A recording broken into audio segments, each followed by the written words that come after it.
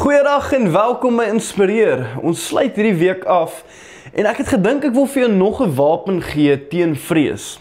Ons sien vrees is soos 'n vyand wat ons aanval, maar God het ons wapens gegee om dit te beveg. En ons het gister gepraat oor dat worship een van die wapens is, maar nog een van die wapens vir my is sy woord. Sien, toe Jesus deur die woestyn geloop het en versoek was, het hy nie met emosies geantwoord nie. Hy het met die woord van God geantwoord en die woord van God gebruik. Sien, wanneer jy bang is, moet jy die vyand terugveg met God se beloftes. En sê die waarheid hardop.